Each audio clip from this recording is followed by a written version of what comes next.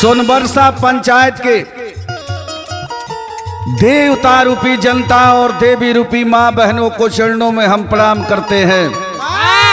ओ प्रत्याशी के हम गीत गावे जात बानी, प्रचार गीत जो दिन रात समाज का सेवा करते हैं। परशुराम जी और उनकी पत्नी मीरा कुमारी जी जो मुखिया प्रत्याशी हैं सोनबरसा पंचायत के। आज पूरे सोनबरसा पंचायत के लड़का जवान पुरान बहिन लोग माता लोग सबके विचार बन गई बा।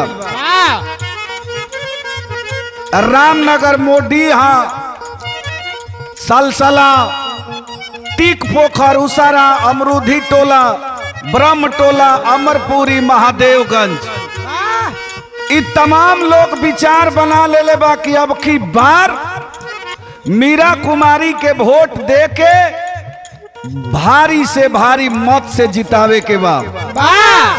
सब लोग के विचार बन गई बा सोनबरसा पंचायत में। का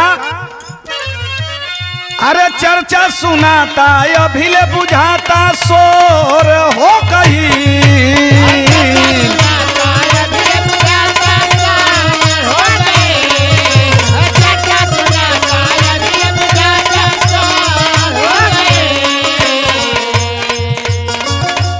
चर्चा सुनाता अभी ले बुझाता शोर हो गई।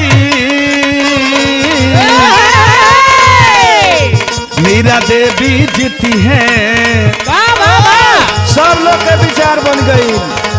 मीरा देवी जीती है, अब की चुनावा जनता उनके ओर हो गई।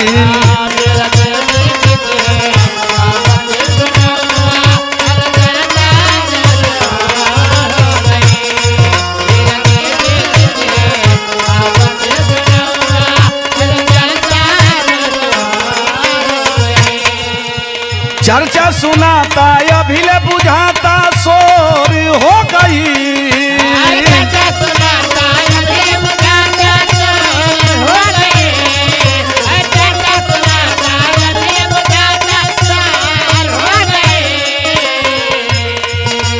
चर्चा सुनाता अभी ले बुझाता शोर हो गई। मीरा देवी जीती है, मीरा देवी जीती है, मुखिया के चुनावा जनता उनके ओर हो गई। पूरा जनता के मन बन गई, विचार बन गई। मीरा कुमारी के वोट देवे के बाद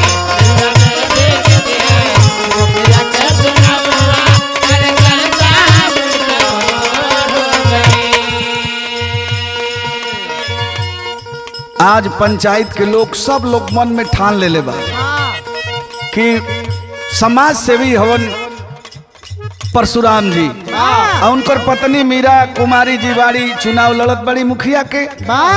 आ सबसे मेनदार सुयोग कर्मठ जुझारू प्रत्याशी बाड़ी। हमनी के अपन बहुमूल वोट दे के अब की बार गांव के मुखिया उनके बनावे के बाद का रामनगर मोडीहा के कहे नर नारी।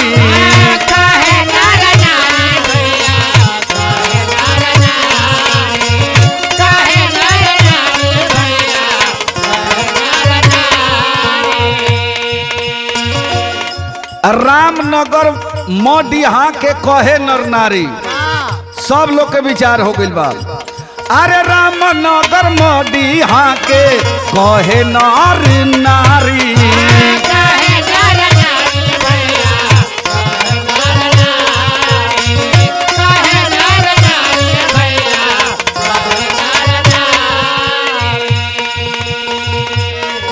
टीक पोखर ब्रह्म टोला पलरा रही भारी।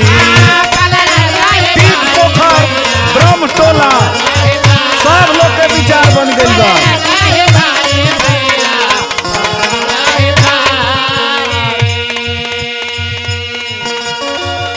युवा नौजवान से पूछा, दादा पुरान से पूछा, सब लोग कहत बा कि मीरा कुमारी के वोट देवे के बा। आ पति परशुराम जी होवन बड़ा समाज के सेवा कैले होवन। उनके के जौन बा मीरा कुमारी के जितावे के बाद आ सोनबरसा पंचायत के मुखिया बनावे के बाद लइका जवान कहे दादा पुराने एक डोर हो गई।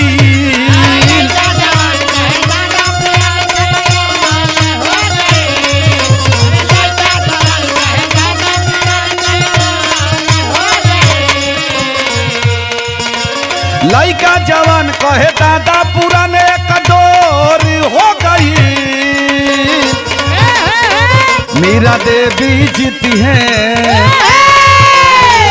मीरा देवी जीती है, मुखिया के चुनावा जनता उनके ओर हो गई। पूरा जनता के मन बन गई बा, विचार बन गई बा।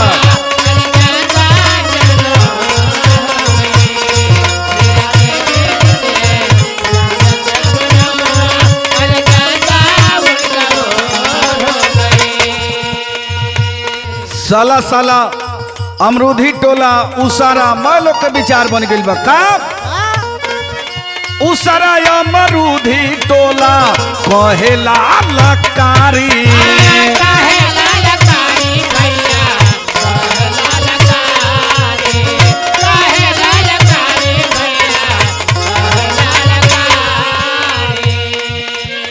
सोनबरसा महादेवगंज वोट दी ही झारी। वोट मिली मीरा कुमारी के।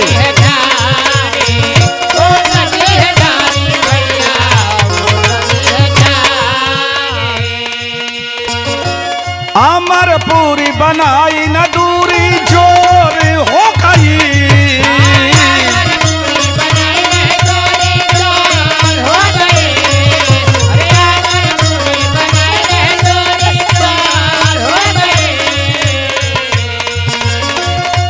अमरपुरी बनाई ना दूरी करीब एकदम हो गई मीरा कुमारी के जितावे खातिर।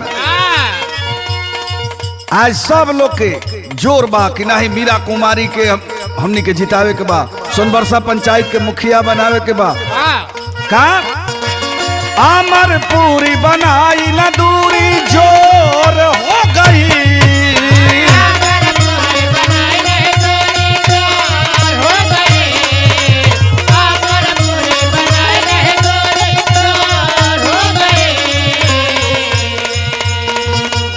अमरपुरी बनाई न दूरी जोर हो गई।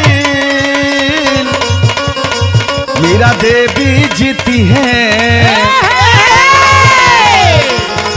मीरा देवी जीती है, मुखिया के चुनावा जनता उनके ओर हो गई।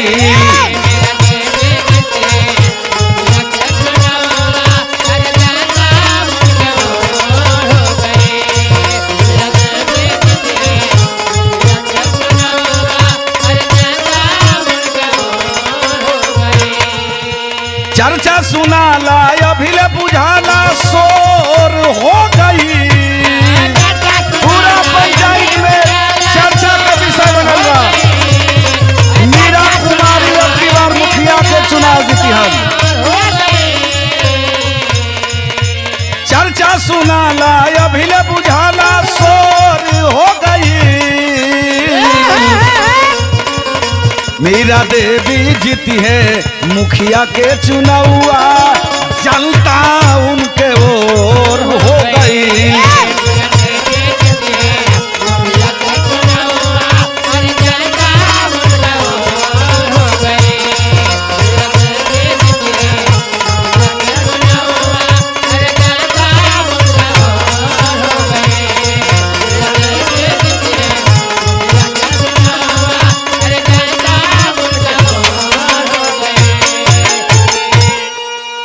मीरा कुमारी जिंदाबाद, जिंदाबाद जिंदाबाद। मीरा कुमारी जिंदाबाद, जिंदाबाद जिंदाबाद।